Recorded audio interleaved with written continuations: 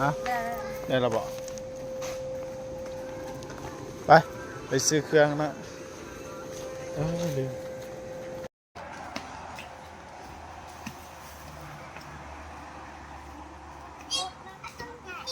จะเอาอย่างเลือกเอาไหมลูกเลือกเอาโลด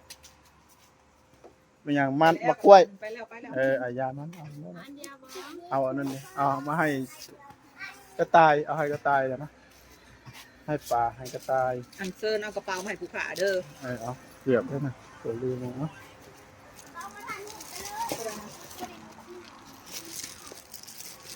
มาเที่ยวคาเฟ่สวนนกกระจอกเทศฟาร์มนกกระจอกเทศแล้วไอ้อะตอมระวังรถเด้อเอาเติมมาหิ้วไว้หิ้วอันนี้นะเอาตอมหิ้วไว้เอาจับไปวันนี้ย่างไปเกลือกระต่ายไปเกลือนกอันนี้เกลือ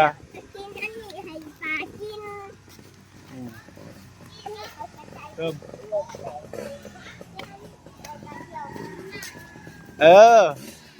ย่างแต่เดียวไปทางนี้ลูกมันอยู่บนไอ้เพิ่นขี่รถไปก่อนซะนะเอาเบิร์ดไดโนเสาร์ไปผู้เดียวเลยมันสิเอาต่อไปแล้วจังหน่อยนะเอาตามดูอย่าเฝ้าอย่าเฝ้าทำเป็นตุนมาก่อนอันตรายโพดเดี๋ยวตัวไหนตัวใหญ่มันให้เดี๋ยวลูกให้ตืบเด้ไปจักแมงอยู่ใส่แล้วบัดนี้ไก่ง่วง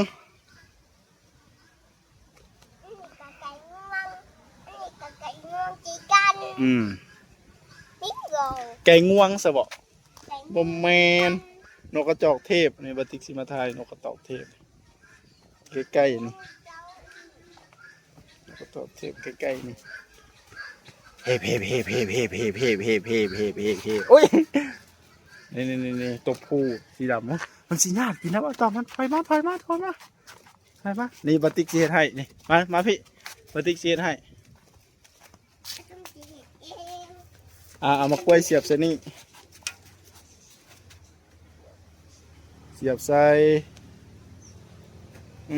เดี๋ยวเราเอาตำจับมันจับให้มันกินเห็ดตำเป็นนกกระดาษถอยมาปะเนี่ยเบิ้งอันนี้ต้องกระปะไว้นี้ถึงกับโอ้ยผม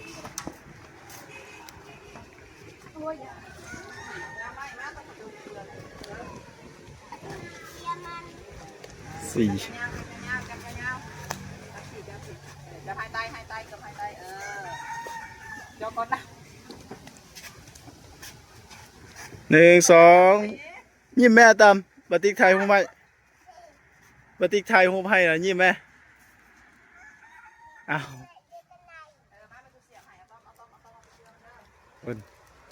บรรดานกกระจอกเทพรอท่าลูกสมุนรอท่าตำเกลือยันไป1 2ถ่ายหูปิ๊บ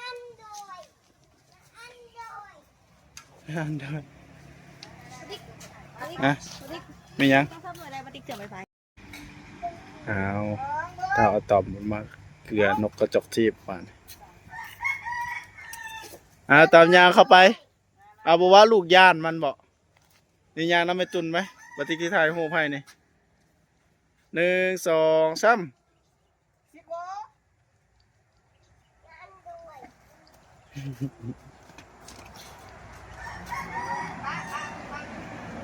ใจมันระบบมากวยบอกมาเตะเฮือนเนี่ยต่อจับยาวๆแดไปยางมันไปยางไปมันบ่ถึงอะตอมดอกจับเข้าไปยางเข้าไปอีกยับเข้าไปบ่เป็นอย่างน้องลูกบัติกพาไปบ่ยาเมื่อกี้แลนใส่มันไปเอาไปให้มันไว้ นี่บะติกมานี่ยังบ่ญาติมาไหมนำมาไหมนี่บะติกสิเอา ไปนี่เป็นปฏิกิริยานี่เป็นปฏิกิริยา เดี๋ยวโทรศัพท์ให้มันกินนี่ฮะนี่บะติกสิเอาโทรศัพท์ให้มันกินฮะแล้วว่าตัวสีดำนี่ให้ก็ตัวผู้ บอก ไว้เขาใกล้ เอ๊ะโน่นเลย ตัวสีดำนะให้บอก ซบแดงๆนะตัวผู้ บอก มันอยากให้ก่อนหมู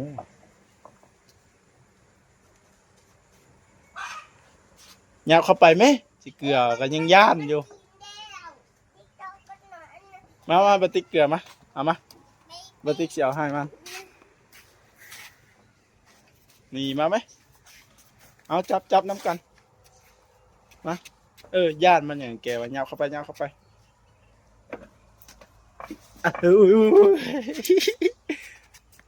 ยาวเข้าไปย่านก็ย่านเกินนะตอมเสียบไปแล้วพี่เสียบไปแล้วพี่เสียบไปแล้วได้ไปกลมเด็ดนี่กลมก็ได้แหละไปแล้วเข้าไปปฏิไปปฏิ ยาวเข้าไปอีก อย่าไปอีก อย่าไปอีกมันบ่ถึงฮั่นมาหาบะติกพี่บะติกมาหยับเข้ามา มาจับเอ้ย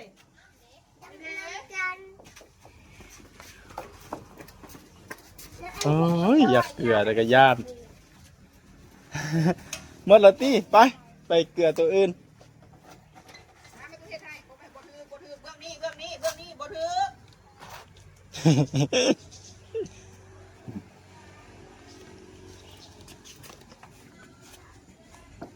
ครับไปหมดแล้วไปต่อตัวใหม่ยังบ่หมด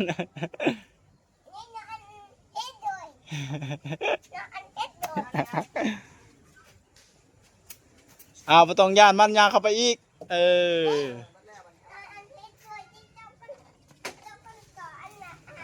มาบ้านนี้ไปให้กระต่ายไปให้กระต่ายอยู่ทางใดกระต่ายอยู่ทางใดนกอยู่ทางใดไปย่าง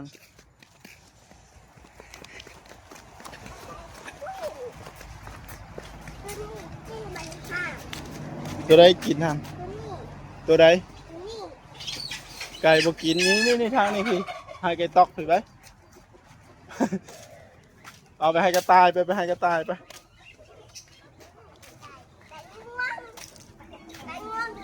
เอาต้องเป็นยิ้มแกต้อง ไก่งวง แม่ยิ้ม ไก่งวงแท้สอบเบิ้งนั่นบอกไก่งวงปลาเม่นมันคือนอนแสลง ได้ไหนเนาะปฏิขายเนาะเด้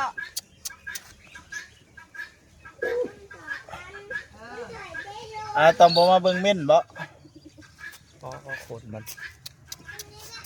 จะยานแห้งเลยได้เห็นบ่ทุกคน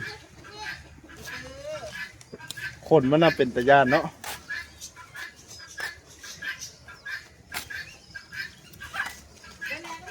นกเป็ดน้ำ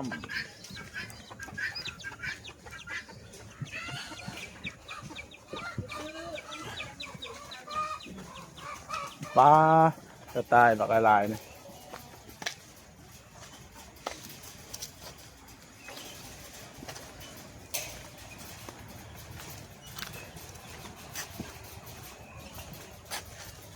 อันยัดใส่ศพมันโอ้ย่านมันอยู่ตอมยับเข้าไปอีกอะตอมฮะ สิบรถ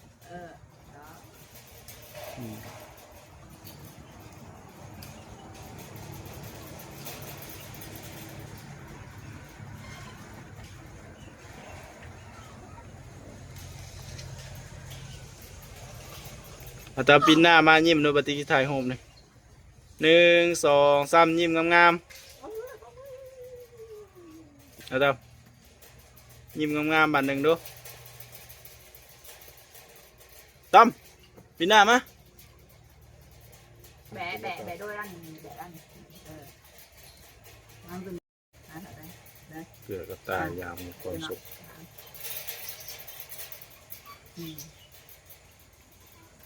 มันถักมันพร นักการแดดต้องด้วย มันกัดมือบ่ลูกนี่มาเกลือทางนี้เด้ เกียร์เป็นเกียร์ไปเจ้าเป็นเกียร์ไป จะเป็นเจ้าเป็นค่ะ เออ เป็นยายน้อยเลย เออ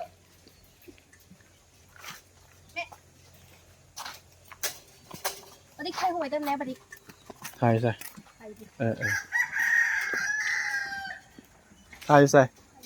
เกียร์น้องได้ห้องเดือด ไปถ่ายใส่ละถ่ายอยู่ดีก่อน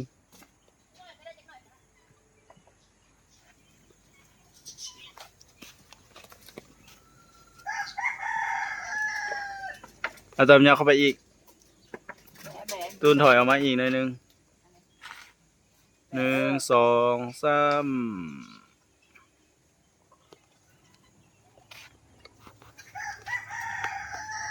ตื้อ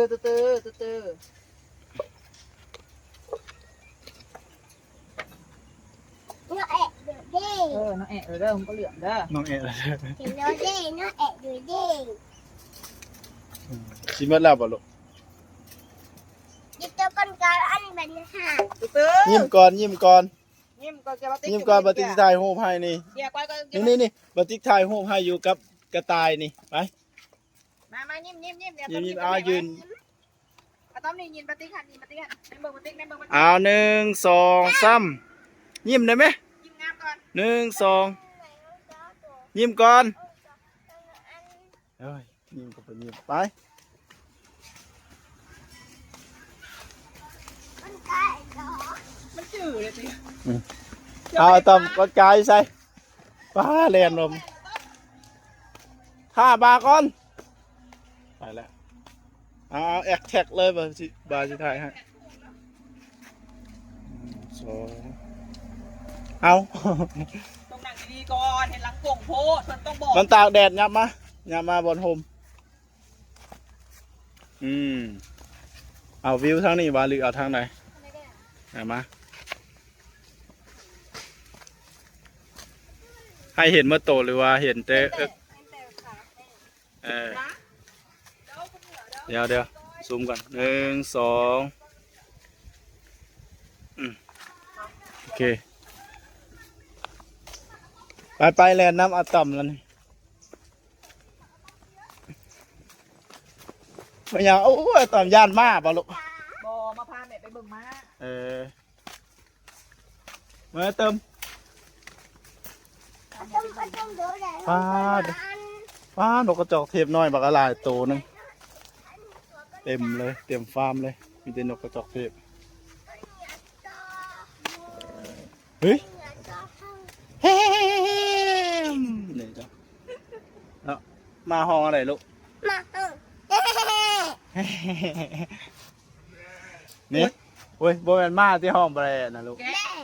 ดูตัวแกะ แกะมันห้องอยู่ทางไหนวะอยู่นี่ตี แกะมันเอาเนื้อใด ไปเบิกแกะป้า แกะแล้วมันต้องเลยลงไปทางนั้นเลย ไปเบิกปลาไปเบิกปลา มันเป็นไปอยู่ที่มัน ไปแล้วก็อย่ามันแต่น้ำไปหรอก อันตัวก้นกา เอาต่ำยางเองโลดเอาต่ำฮะลูกน้อยสาราผักใหญ่ที่อันนี้ฮะนี่แกโต ก่อน เกลือแกะเห็นแต่แบะ เฮ้อันนี้เป็นแบ่ พูดแกะมันต้องเลยอ้อมลงไป แบ่แล้วมันมีติ่งอยู่คอปะ ก้นเดแกะ เป็นเย่แม่ เป็นเย่ได้ ก้นเดแบกก้นเดแกะ เป็นเย่แบ่แกะ กาโดโดยก้นกาอันนั้นเนี่ยค่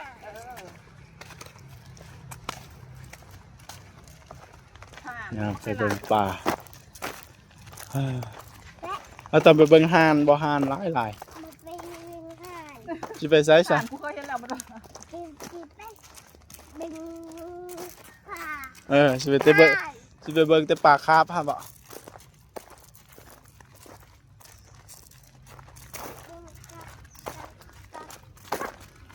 ไก่น้ำเที่ยวไก่น้ำเที่ยว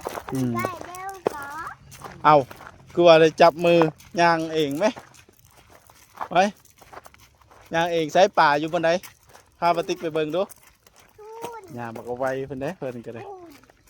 พูน ทูน พูด ก้าดูทู ปลาจะพ่น ไปเอาต้มสีทาไปอยู่นี่ ทุกคนมาเบิ้งว่าสิ FC เอ้ยนำก้นมาเด้อตอนสิพาไปเบิ้งว่าสิแม่ ไปเบิ่งยังลูกเออ ไปเบิ้งปลาครับปลาครับงามๆปลาครับ พี่เอาต้มไปพี่ลูก FC เคยเห็นบ่ปลาครับว่าสิ พี่ เคยเห็นหมดตอบไปยังบอกให้ถาม FC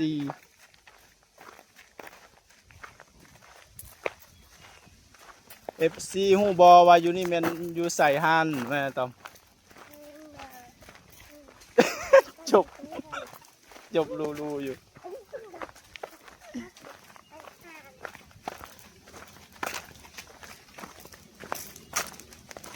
เอา พี่ลูกพี่ โอ้ยยางไปใส่หันนี่ โอ้ยน้ำลายเลย สบายดี FC มื้อนี้อะตอมสิพามาเบิ่งปลาแม่อะตอมอะตอมสบายดี FC มื้อนี้อะตอมสิพามาเบิ่งปลา พี่เอาต้มว้าว ปลาครับ บักไก่เลย มันเริ่มใหญ่แล้วเนาะใหญ่กว่าเก่าอี อ๋ ก อใหญ่แฮ เอา ง ละ เล ไป ย เกลือให้มันฟูขึ้นมาจังคาย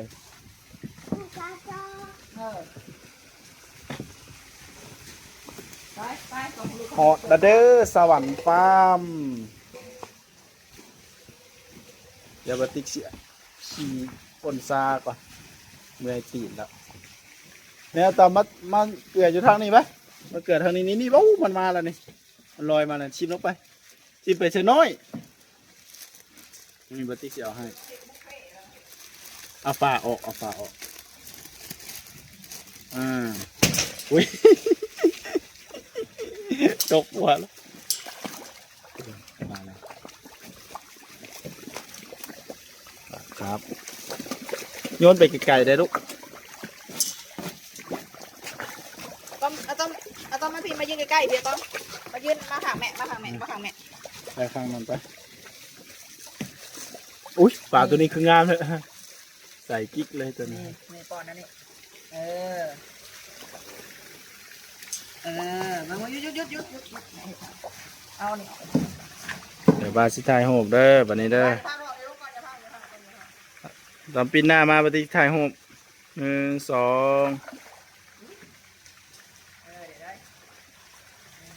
เอาตอนปีนมาหน้ามายิ้มในกว่าสิถ่ายรูปนี่ อุ้ยยิ้ม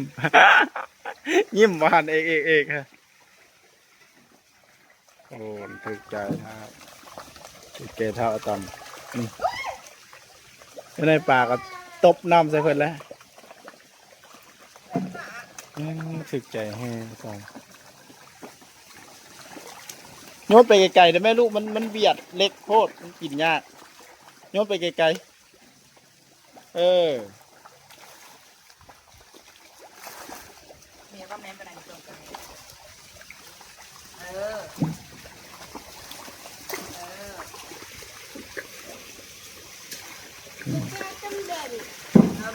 ขึ้นมาดินเรื่อยๆ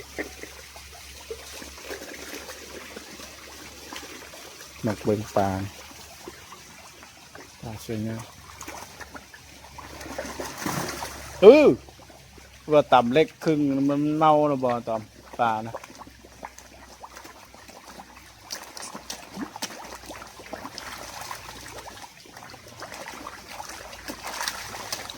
มันละบ่หัวอาหารเพิ่นโน้นปลาโอ้ตัวนั้นงามสุดแดงส้ม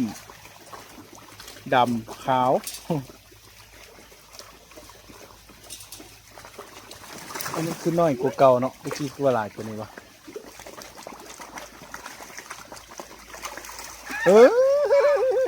ตีน้ำใส่หน้าเพิ่น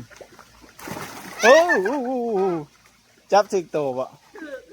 มันยังบุคุ้นซ้ำอยู่นั่นเนาะน้องปู่คำเนาะโด่งคำบ่ แม่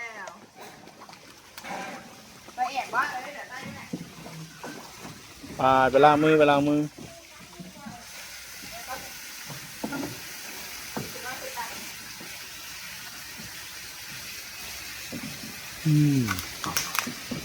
เสร็จภารกิจของอะตอมแล้ว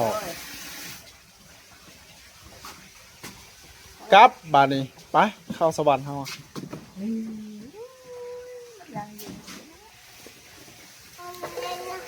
มาเพิ่น มีต้องกินกุ้งต้องทานน้องอันเทสด้วย มาตั้งใจยืนถ่ายรูปด้วยบัดเนี่ยลูกว่าจะถ่ายให้นี่ปิดหน้ามายิ้มหวานๆ กำลังยิ้มอยู่เตะสะดุดไปFC กับเฮือนบัดนี้ว่าแม่ตอมมา FC บัดนี้กับเฮือนว่าสิ เรือปลาแบบรุ่นนั้นหาจี้กันนะ ไอ้จำเจี๊ยบปลา ปลาอิ่มแล้วบ่ ปลาอิ่มแล้ว โอ้ ปลาอย่างลูก ปลากับ ปลากับ ปลากับ ปลากับ จำเจี๊ยบตะกอนกับอันเหนียวพอ อันเหนียวแล้วเจ้าบุ๋ม คุยห้อง เราปรุง อันเดียวเราปรุงตัว เว้ยเนาะ มันกินลายจะเจ็บท้องแล้วบ่นะไป ห้อง ห้องดีเว ไป ย์ ดิ ห้องดีเวย์ ห้องดีๆ ห้องดีเวย์ บ่ไปบ่กลับเลยเราสิไปใส่ต่อ เบิ่งน้ำตกไปเบิ่งน้ำตก บอก FC แม่อะตอมสิไปใส่ต่อฮะบอกอะตอมสิไปบอกภาษาลาวแล้วลูกอะตอมสิไปเบิ่งม้า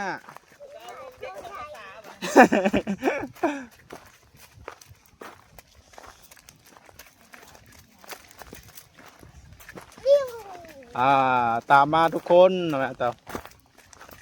ามมา FC ทุกคนอะตอมสิพาไปเบิ่งม้านะ มานี่ FC ตามมาเด้อว่าสิ ที่ตังวันแรก มาดูพูด มาอยู่ทางใดลูก มาดูเจ้าพูด ทางพูดไปนะแม่ยางแล้วไหมนี่ FC ยางน้ำก้นอะตอมมาแล้วนี่นี่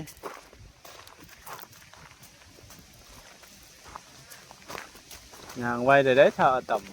แก่นี่ อย่าไปลูกบ่มีหยังไปเบิ่งห่านบ่ซะบ่เบิ่งบ่ยามันกัดก้นบ่ลูก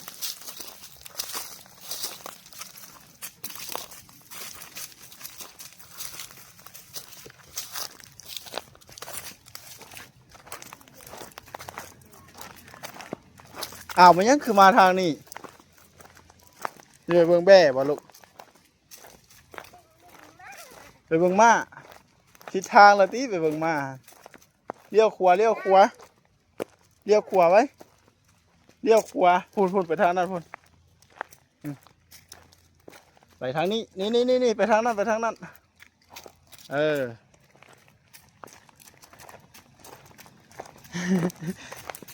ไก่นำเที่ยวนี่นำพา FG เที่ยวดูไปทางใดโอ้มาถึงทางแล้วบุปลาไปแล้วบัดนี้เข้าไปทางนี้หนทางอยู่พี่บุปลาบุเมืองไปแล้วไก่อันนี้ก็ได้ย่างไปอีกทางนี้นี่ไปซื้อพุ่นมันแมนยังว่าในใกล้น้ำเที่ยว หลงทางเป็นยังขี้เหงื่อเขาเกิบบ่ลูกไก่น้ำเที่ยวหลงทางแล้วไปทางนี้ลูกนี่เบิ้งมือปะติ๊กนี่ไปทางนั้นไปย่างแม่ย่างน้ำก้นแล้วไปน้ำมา FC เอาตอนสิพาไปเบิ้งฮานมาสิ ต้องเก็บปลาไปเบ่งมา ไปพาไปเบิ้งมา FC น้ำมา เอากินน้ำมา FC น้ำก้นมาเด้อว่าสิ เอากินน้ำก่อนมาเด้ ไปย่างไปโอ้ยมีอย่างหอกโอ๊กไว้ ห่าน ตายบาดนี่ ห่าน อ่านสิกัดก้นแหละบาดนี้แล่นทางนี้ เอาตายโอ้ แล่น นทางนี้ขึ้นทางนี้มาอยู่เทิงปุ่นแลนหานก่อนนี่นี่ลูกไปเบิ่งแกะได้นี่นี่แกะอยู่ตำหูบ่แกะฮะนี่มันอยู่หันนี่หาแลนไหลก้นแล้วอะตอมนะยางไว้ยางหนทางคุณแม่มาบุกป่าอย่างหูดูว่ะนี่ในหนทางมาอยู่เทิงนี่มาอยู่เทิงนี่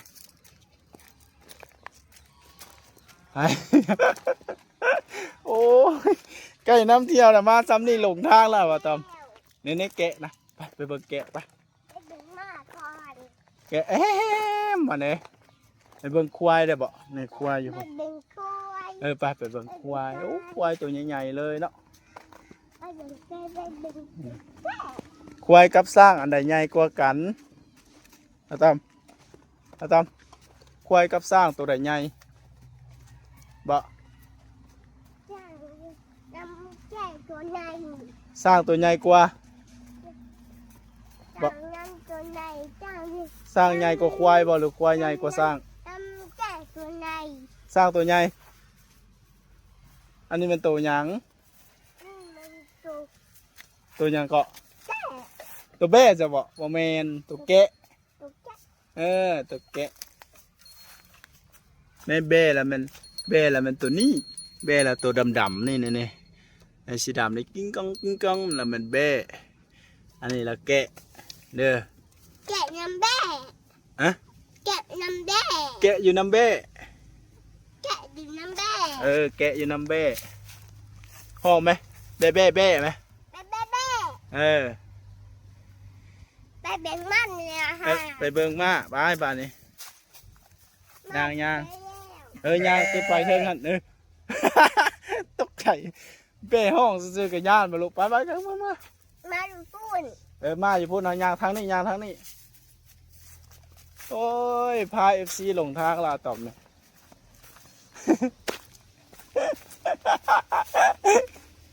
ยางมาซ้ำนี่ก็หลงทางอย่าตอบเลยขึ้นมาเทิงนี้ยังเจียนมานะยิบไปลูกมาหลงทางหลานเบิ่งเต็ม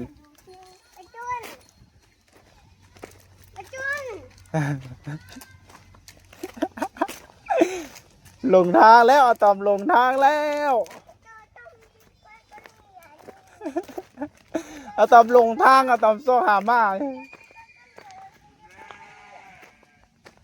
เนี่ยก็เหนื่อยอยู่ฮันเด้อยู่ฮันเด้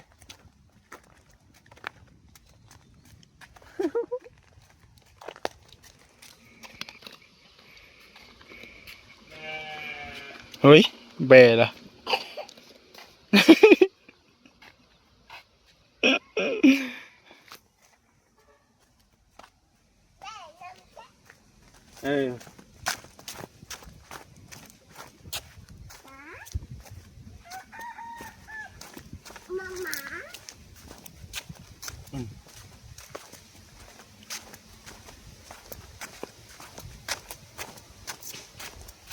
FC ไปเบิ่งมาสิไหมไปที่จะเบิ่งมาไปไปโอเคไปเบิ่งมาห้องมันดูมาห้องอะไรลูกมันห้องอะไรบ่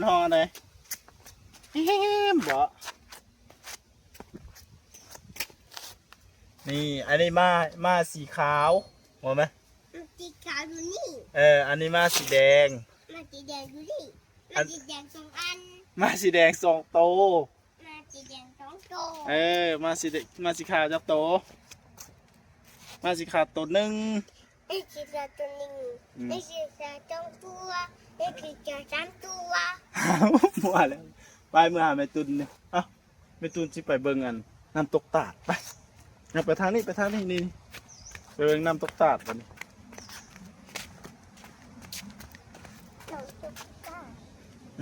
ย่างขึ้นไป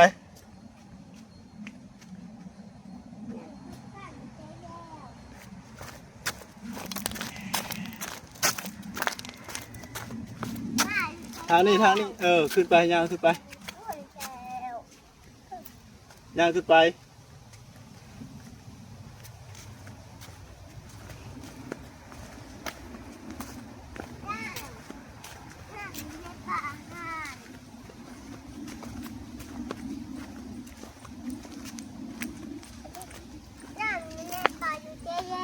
นี่อยู่พุ่นนะขึ้นไปยังขึ้นไปใกล้น้ำเที่ยวได้จดบุหูทางถามเต็มหมู่พุ่นป้าอยู่เติมลิ้นโอนซายวาบีอยู่พุ่นละอยู่น้ำตกตาดพุ่นละเห็นบ่เห็นอยู่เติมลิ้นโอนซายยันบ่เห็นละยาเมื่อหาเห็นลูกมาทางนี้นะทางขึ้นบ่ได้เด้อทางนี้พี่ลูกพี่ อาจจะกินน้ำพุน ไปพุ่นนี่ทางนี้นี่ อาจจะกินน้ำ ทางนี้ไปนั่งน้ำจีเติมพุ่นใหญ่ดีไปนั่งน้ำจีเติมพุ่นมันมีน้ำตกอยู่พุ่นมีน้ำตกอยู่นี่บ่มีน้ำตกไปบอลนี่น้ำตกไปพุ่นมีตุนกับจีเติมอยู่พุ่นนี่ไปพุ่นไปหาจีเติมพุ่นไปไปนี่บ่ไปกันไปอ้าวเอาตบสินางอันใดไปซะนะมาย่างไหมในทางเข้าอยู่พุ่นลูกทางเข้าอยู่พุ่น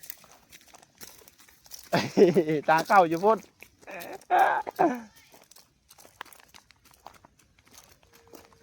นี่เมตุนห้อง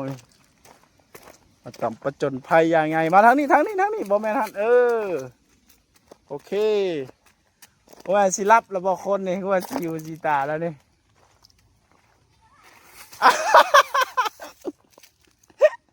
หันลมขึ้นไป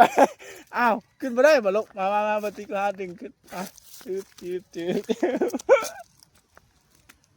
โอ้ยตายไก่น้ำเที่ยวล่มแล้วไก่น้ำเที่ยวล่ม2 เทื่อแล้วคอยย่างเอาหน่อยบาสปิดแล้วแหละทางนี้เอาบุปลาไปแล้วมาโอ้ตายมาทางนี้ลูก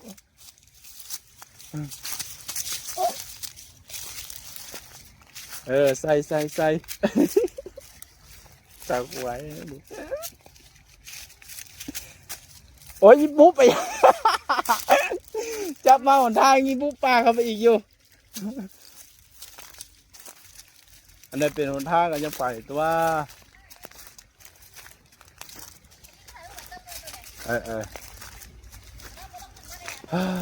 เอามาปิดเอา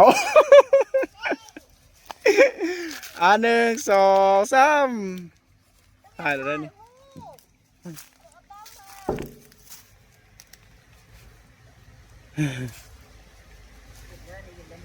จับดีๆนะลูกจับดีๆเด้อบ่ถึงตีตกละลาย นางนำแม่นางนำลูกไหมนางนำลูกไหมยับมาเอามันคอนเดียง ทางพี่เพิ่นน่ะไปถ่ายเอาเพิ่นทั้งคนด่า ได้นะมาเนี่ยถ่ายได้ไม่ตุ่น 1 2 3เด้อปฏิถ่ายเด้อ ถ่ายรูปเด้อ เอาตอมแนมมาติดหัวตอม 1 2 3ยังบ่ถ่ายซ้ำยิ้มได้ไหม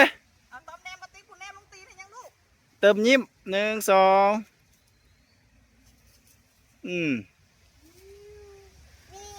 ดูเก่า จบคลิปเอาแข่งกันซา ติ๊กพูด ยิ้มมาต่อฮะบายพ่อมาต่อบายไหม เอาไปบายปะติ๊กนะไว้เอาต้องบายปะติ๊กนะ